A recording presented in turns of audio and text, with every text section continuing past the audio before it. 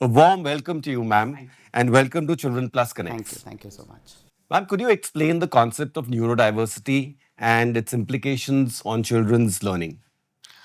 See, the neurodiversity word itself is combination of two words, neuro and diversity.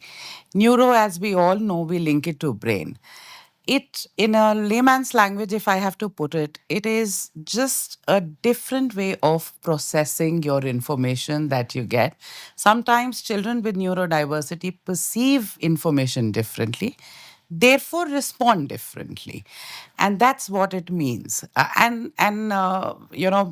Then we have verticals in it where we put names to it: ADHD, dyslexia, autism. These are some names where children would learn, perceive information differently, and then respond differently.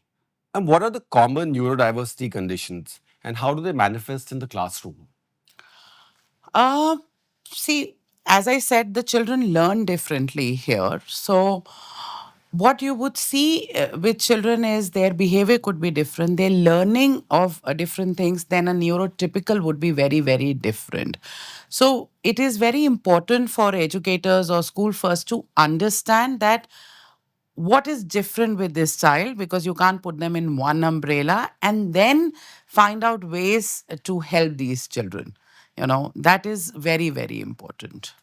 And what would be the common misconceptions about neurodiversity? And how can we offer a more supportive and inclusive environment for the children in this regard? See, at large, if I talk about the most common misconception about neurodiversity, the moment you see a child learning something different or perceiving or responding to information differently, we directly link it to their mental health or their IQ, saying that there is something wrong mentally with the child, which is not the case. It's just that they're different. They do have their own strengths, unique way of learning, and all we need to do is find out that strengths and work on those strengths. Of course, there'll be challenges because they're not neurotypical. They're not learning with the classroom, but they definitely, every child can learn. Every child can learn. So all we need to do is figure out ways that how the child learns, and one shoe will not fit all. It has to be very individual for these children. Plan has to be very individual, goals have to be very individual, and then go ahead and work on that. Oh, that's very informative. Ma'am, I also believe there are many successful personalities like the singer Billie Eilish or Albert Einstein who are said to be neurodivergent. Is that Yeah, correct? yeah. So, is it possible that teachers could identify certain traits in students and know that this guy is a future Billie Eilish or a future Einstein? Is that possible? See, if you look at the data, you would be able to know that these children, when they are neurodivergent, when we talk about it, they definitely have some artistic, strength in them. All we need to do is figure that out at a young age and harness that. Unfortunately, in our system, we are so marks oriented, or we keep running behind the board exams, so called, and the degrees. We leave behind these trends for our children. So, I'll give you a example, my personal example. My elder daughter is dyslexic. Because I was an educator, I could figure that out, that there is something very different in her when she was 5 years old. And of course, assessment was done, and we figured out that she has ADD plus dyslexia. And early intervention just helped it through. She has scored a 91% in her 12th board exams. She's a chef now, and has done her culinary a degree from ITC, and is pursuing her master's from Le Cordon Bleu, Sydney. And she's done it all by herself. It's just how we have to help the child. Very early on, I think she was in grade 3 when she told me she wants to be a chef. And that's all we did, just support her dream. And that's how it has been. That's what parents school need to do. Her school has been very, very supportive when she was in school at Genesis Global. Very supportive. They sent her for a culinary workshop to Spain, and we sent her for about 15 days. So what I'm just trying to, a point that I'm trying to make it, that as school and as parents, we just need to find out that strength in the child and help build that. And then, of course, I'll give you another example. My own student, another student of mine, when I was a teacher, was ADHD. He now is a wildlife photographer. And I, and when he passed out 12th, I was a little worried that what is he going to, and this is something about 10 years ago, and that time this was not so much known. And I didn't know that Chennai had a photography college. He opened that eyes to me, and today he's abroad doing very, very well. I'm connected to him. So these are some examples from personal lives, and I think these children can do wonders provided they get the right support. So, neurodivergent children do actually have certain strengths, Oh, they and have lot of strength yeah, which need to be identified early on. early on. And that brings to the next question: that how is the parent collaboration? How does that play a role in the overall scheme of things? Because as educators, you're the first point of contact. So I can understand you could probably pick that up sooner. But how does the collaboration parents work for the benefit of the child? See, it's very important any which way for every child, whether it is neurotypical or a neurodiverse child. It is very, very important for the school to be in strong partnership with parents, especially when it is a child which has some unique strengths and a unique way to learn and perceive information. Whenever we set up, so what we need to understand is that in our society, the most important thing that I feel that hampers the learning of these children is the denial.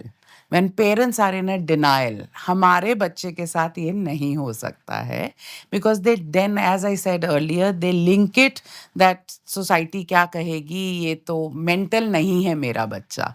So this has nothing to do with mental illness or mental retardation. We don't use those words anymore. It's just a different way. Collaboration is the key to it. When schools set up goals for the children, how to go about it at home is also very important. Parents have to be in collaboration with the school, work together as a team, set their IEPs, which is individual education plan, and then keep meeting regularly, whatever frequency the school decides that we need to meet, and see where it is taking for the child. That's really insightful. Are there any challenges or specific challenges as teachers that you face with children who are, neurodivergent? See, there are many challenges. It's not easy. And teaching itself as a profession, I feel, is one of the most challenging profession.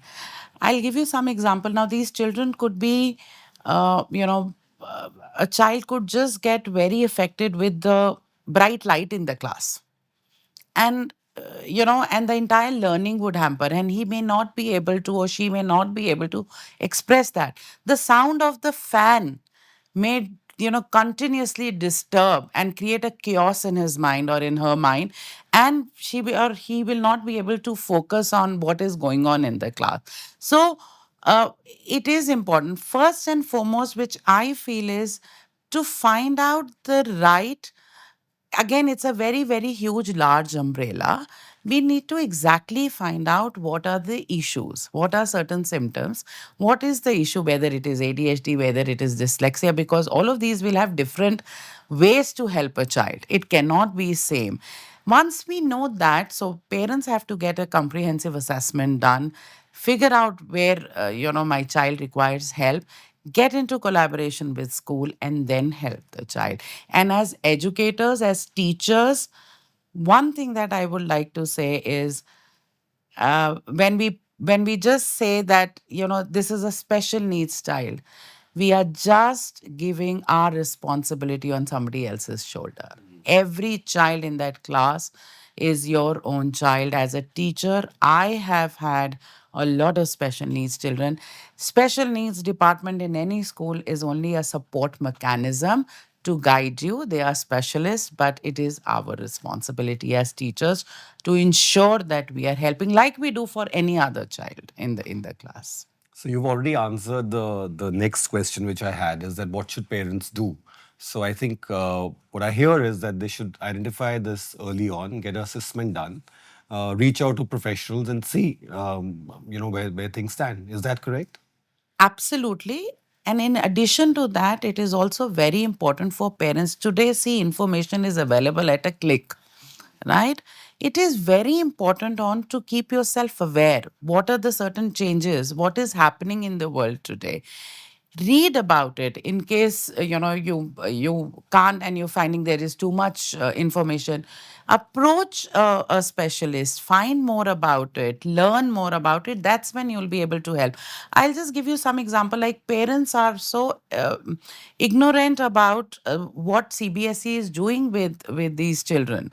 I'll give you my own example. Like my daughter, as I said, that she got a 91% in her 12th boards, but she's never written her exams.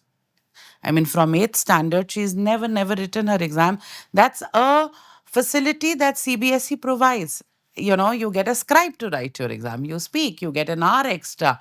So find out that if my child will be provided with all this support, no spelling marks cut, 1 hour extra, and there are so many other things, then will my child shine? Then why pressure the child to write? Writing anyway is becoming an obsolete skill. We don't need it. You speak and the computer does that for you. So why force your child? It's, that again, I said neurotypical. We have always linked intelligence to very neat, organized notebooks. Go back to your school days. The child who had the beautiful handwriting and the notebook was organized was the most intelligent child in the class. That's how it was. Things are changing. It's not required anymore. Of course, organizational skills are important. Writing skill does help your left and right brain, but that's not the end of the road. There's much more to it. Thank you so much, ma'am. And it almost feels that somebody should be lucky to have a neurodivergent child because, the child may outshine the rest and the normal. And who knows, become the next Billie Eilish or Albert Einstein. Why? Yeah, absolutely, absolutely. Why Thank you not? so much for the Thank you, session. thank you, Thank you thank you so so much. much. Thank you.